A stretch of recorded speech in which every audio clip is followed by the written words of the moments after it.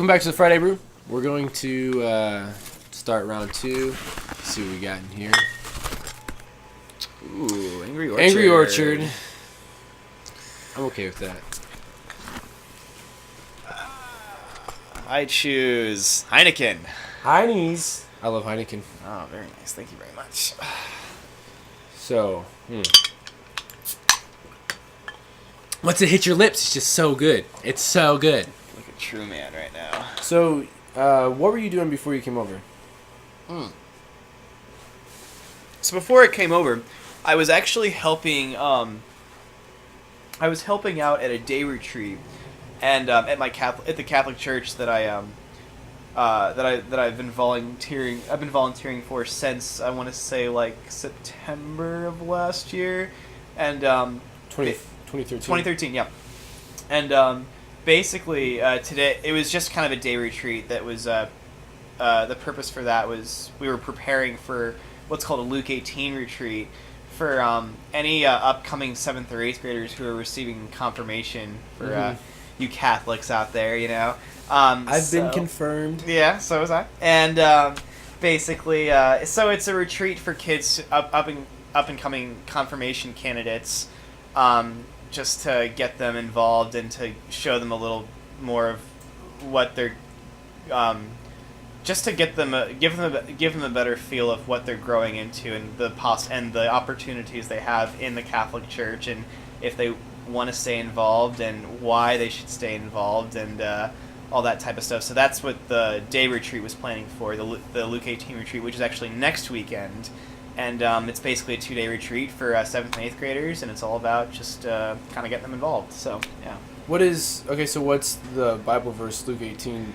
Not that if you know it, but what's the idea behind it? I am a terrible Catholic. So basically the basic summary of Luke 18 is it's let the children come to me and never turn them away. And that's really kind of what it is. It's really kind of about, confirmation is basically when, a Catholic boy becomes a Catholic man, or when a Catholic girl becomes a Catholic woman. It's really kind of like the bar mitzvah, the quinceañera type situation. Basically, and it's really kind of entering into just a whole new entity of living as a Catholic, and really it's just kind of, and that's kind of when we show these kids, okay, you've been in Catholic school all your life, or you've been going to PSR all your life. It's not. Which is public school religion. PSR is short for public school religion. Yes, public school religion, exactly. For those who may not know. And so it's kind of it's basic. The basic concept of the retreat is to show them, okay, going to church really isn't all that bad. I know your parents have forced you to go to church all your life, or this or that, but it can be fun, and we'll show you that it's fun. And when I was 13, I went on my first Luke 18 retreat, and I hated going to church as a kid. I absolutely hated it. I just hated the whole notion of just doing something because I was told to do it for the sake of that, and in and of itself. But my Luke 18 actually definitely changed me and made me want to do it. So it's kind of about showing these kids that it should be something you want to do and not something you're forced to do, and that's that it can be fun.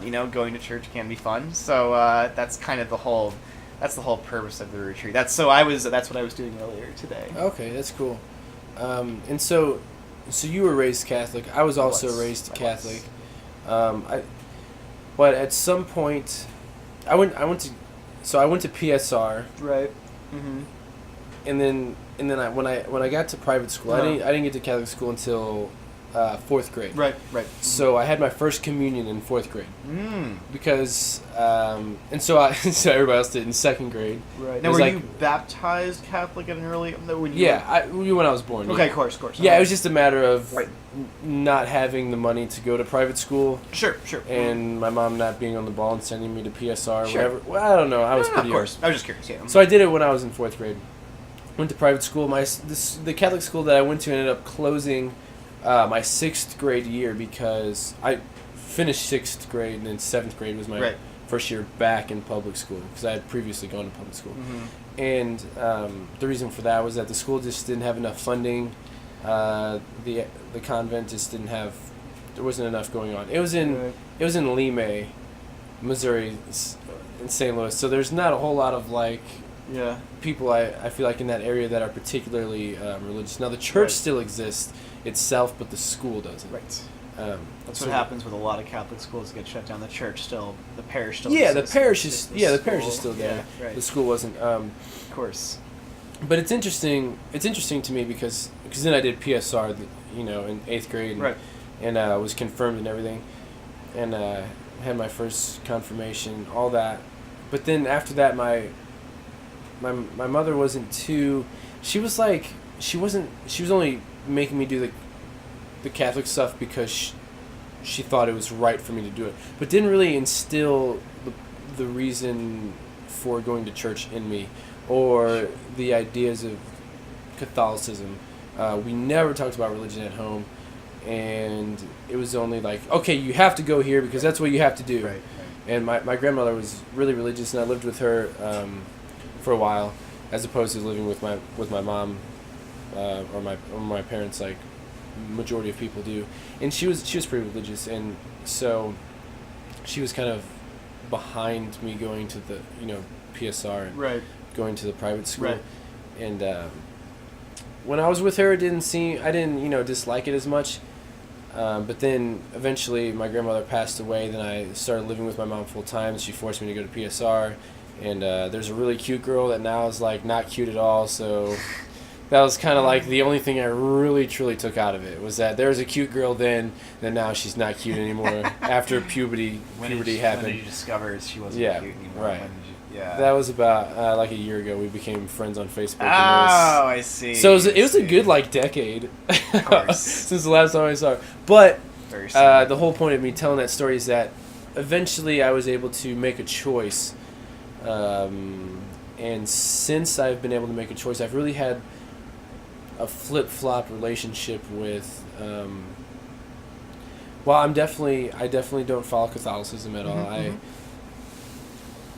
Just a lot of it doesn't agree with me in the way my brain works in the Sure. logical sense, Right. and also the experiences I had, which were pretty, I'd say pretty, I don't want to say they're scarring, but when somebody's screaming at me with spit coming out of his mouth because of masturbation, not that I wasn't doing it in school or anything like that, Right. but just I brought it up in class. Of course. And said I felt that it wasn't wrong, and then this guy's screaming at my face, obviously that's going to scar you in some sense when you're in 4th and 5th grade, and so Of course. I kind of steered away from it, and I guess now my beliefs are pretty much not misguided, but just unguided. I have a close relationship with something, but it doesn't have a name, it doesn't have a face. And I'm not opposed to giving it a name and a face. I just don't have a sense of direction at the moment. I think you're still discovering it. I mean, I think it's really just it's more of an uncertainty. If anything, it's not like you're refusing to go any deeper. It's just you're not there yet. You're still figuring out what it is that you have this relationship with. Yeah. It's interesting. I think I briefly mentioned this before. I hated growing up. I don't know if I so much hated it, but I never really understood why I had to go to church. Yeah. At 10 in the morning, or had to do this for. I never really understood why I would do anything for an organized. I never really understood why I was at church or why I was getting my first communion. I never really gave it a second thought because I just didn't care. I never really liked it. I didn't like the whole. I just think I found it frustrating that it was so black and white, and whenever I would ask a question in school, it wasn't really, no teacher ever. I don't think there was ever, the option for any. It was almost as if the option to give anything like that a second thought was there, and I think that was frustrating to me. And whenever I would ask a question, and I would just get, I would get the classic response of, oh, well, you got to do this because of this, and it was kind of, I felt blown off a lot, and I didn't like that. And I think that has to do with, a lot of times, my mom, this is kind of a side story, my sister's autistic, and my mom a lot of times would stay home with my sister before my brother was around, and she would stay home with her, and my dad and I would go to church together. My dad's a very, black and white kind of just a very simple-minded, awkward, older guy. And whenever I would ask him certain questions, it was I never really got a colorful answer. It was very black and white. And so I would go to church with him, and that's really all I got. And you had a lot of questions that weren't being answered. Yeah, and I think that's what's frustrating. Yeah. And it wasn't really until, and so I guess that was, and obviously, no, not many kids want to sit in church and want to sit and listen to some random guy talk. It's not really of interest to any kid. And I think the whole idea of believing in something is that it has to come from within. And I think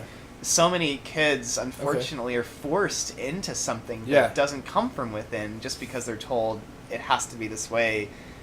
And there really is no reason behind it, but it just has to be this way because I said so. And that's just the whole because I said so thing is definitely, that can be very distorting to anyone's reality, and anyone's vision on reality. And it's such a shame that something as beautiful as a relationship with something higher it has to come to that, and... Yeah, and I think that's definitely the situation with myself. Mm-hmm. It was just so many, so my mom, I recently said, hey, by the way, I probably won't have a Catholic wedding. Mm-hmm. If it were up to me, I wouldn't. And she was like, what? And, really was, genuinely upset about it. But I don't think she knew why she was upset. I think it was just, she was upset because I said, hey, I'm not having a Catholic wedding, as opposed to understanding that I just...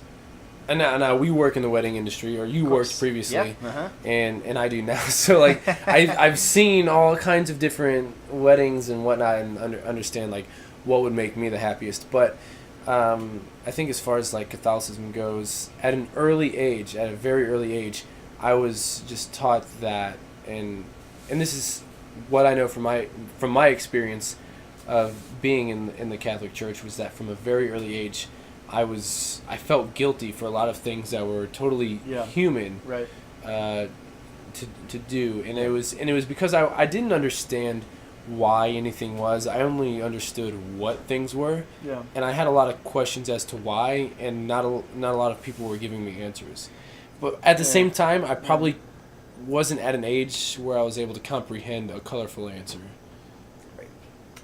So it's kind of I don't really particularly blame anybody for the experience that I had, because it's almost like, well, if somebody saw me, if I saw myself, well, he's probably too young to understand the concepts of what belief is about. Is about believing in, and that whole idea of just like faith. What faith actually is believing in something blindly in a lot of ways. Yeah. And as the brain that I have is more logical and science oriented, because I find that stuff's totally interesting. Space and aliens and all that stuff. That's pretty cool. Yeah. And so there was always that. It was so black and white. I always thought why couldn't God have created single-celled organisms to have grown into people? Why is that not an option? And I think it's the product of, and also the things I learned in my history books, which I know aren't 100%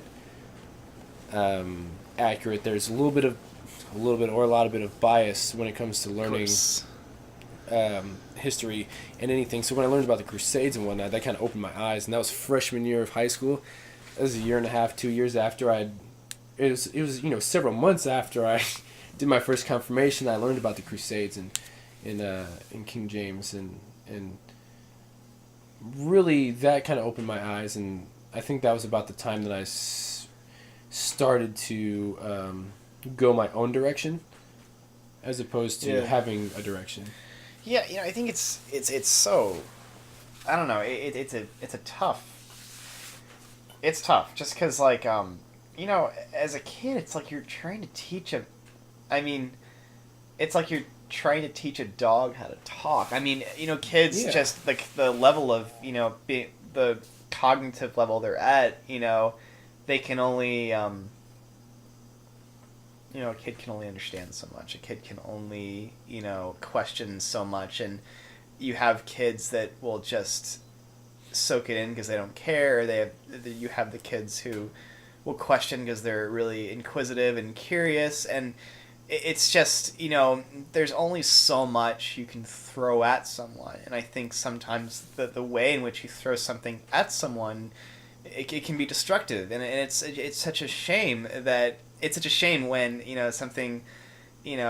when something, if, ideally or a relationship with God or something higher is beautiful, when something like that is kind of forced at someone. And, it's just kind of like, I think ultimately, I think the ultimate goal for anyone in this world is to be a loving person and to love something, whether in some capacity, whether it's you're in love with someone or you love someone, you have love for someone, whether you have love for your family, love for your friends, ultimately any religion, I think any Christian religion is the whole purpose of it is to teach you how to love. And I think when, in the Catholic school system or in the Christian school system or any system, any Christian system, it's sometimes it can be very forced and very thrown at you, and it can cause a lot of distortion and confusion to some kid who's just trying to understand what they're talking about. And when it's thrown at you,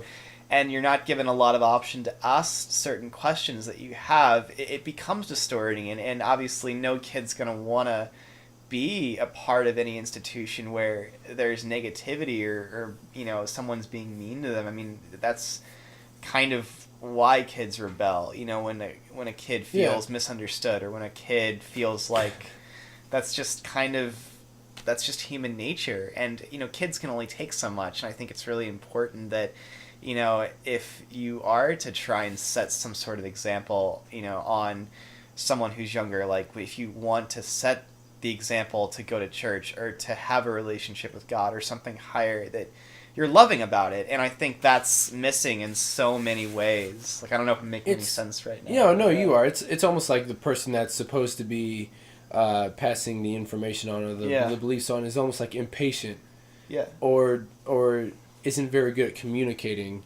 Yeah. And so then they take shortcuts, and then things get thrown at you as a child or whatever age it is. Yeah. And it's just it's gone about the wrong way. Right. And it really wasn't until I was an adult that I was really able to make the decision to go with a belief in something, but something that's not specific. Because up until about a year and a half ago, I had a very close relationship with what I considered to be God and Jesus. And I had a lot of friends that were Catholic, Christian, and Muslim, Buddhist. Like, you go to college and you meet people of all cultures. Yeah. And I would always say, well, I'd be invited to go to church on Sundays, and I would say, no, I'm not going to that. Right. For two reasons. Reason A, I'm going to have a great time on Saturday night, and I'm not getting up early to do anything that I don't want to do on Sunday. And B, I don't want to do that on Sunday because I don't need to go be around other people to worship on my own. I had my own relationship, and that was what worked best for me. Yeah. And a lot of people reacted very respectfully to that, like, oh, that's great, like, that's awesome, man. And then a lot of people were like, well, you need to be with your brethren and worship together, and that just wasn't ever my thing to begin with. And then it wasn't until I was able, like, the last year and a half or so, I started to really realize that maybe it doesn't even need to have a face or a name. Maybe it just needs to, because I started to understand what manifestation was, and it's like, well, I'll pray for you to get better, right? And then somebody does get better. It's the same idea as, I want you to get better, so you get better. It's the same idea where, like, I pray for $1 million and $1 million happens. Yeah. The Secret, I think. Are you familiar with The Secret? The idea behind The Secret. You'll have to give me a recap. Okay. So The Secret is something. Sorry, it's basically like purely manifestation. It's like, if you truly believe, if you have the mindset that great things will happen to you, then great things will happen to you. It's almost it's almost creating your own reality is what it is, Yeah. which is the idea behind manifestation. And so so when I watched that, not that became a religion of mine, but it almost opened my eyes to, like, it took what religion was and just stripped it to like the basics. And it's like, you believe in something, it's going to happen for you.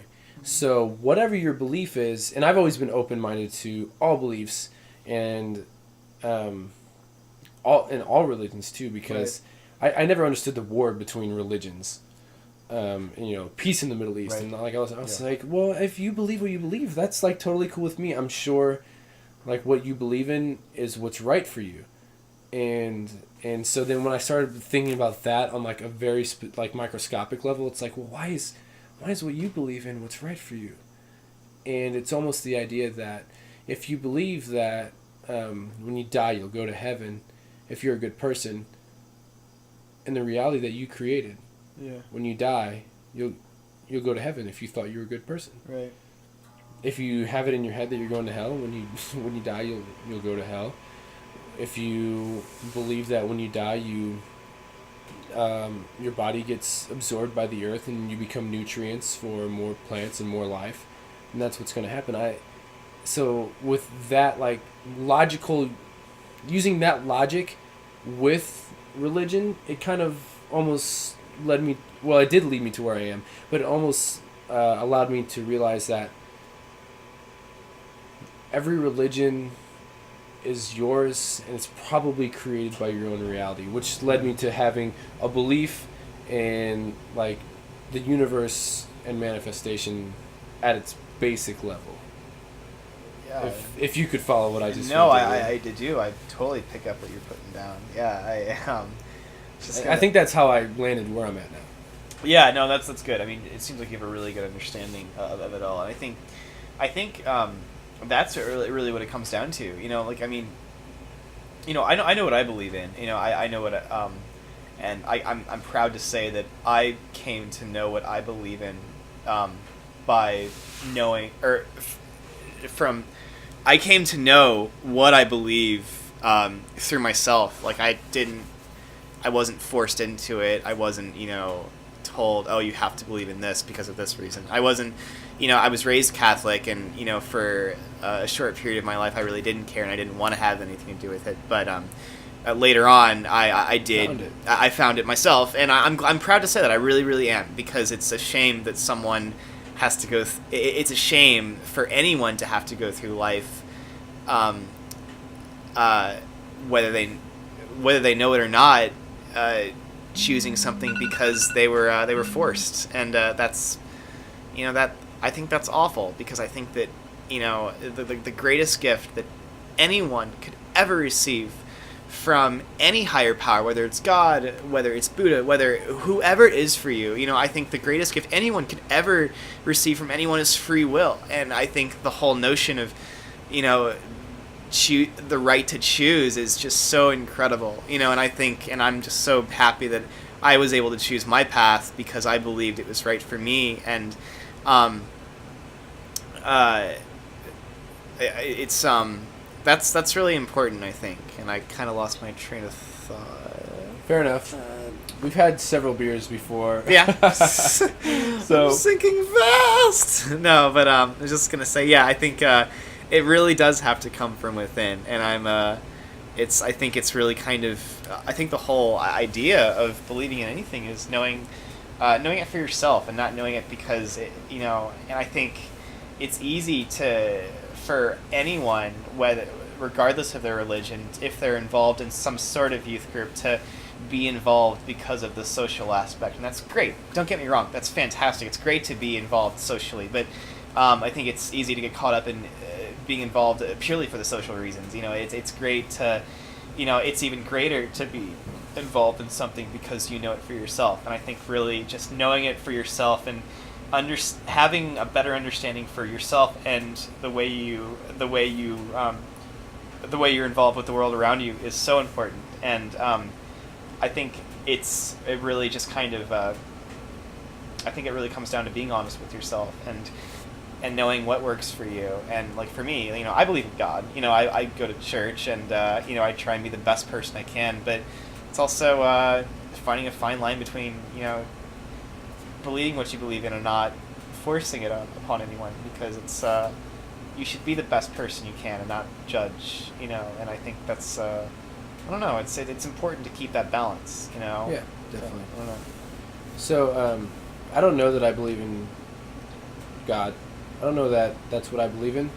But what I do know is that Harris and I have our own beliefs, and we're able to sit here and discuss them as friends. Yeah. And it doesn't affect it, so Not at all. We're friends. definitely.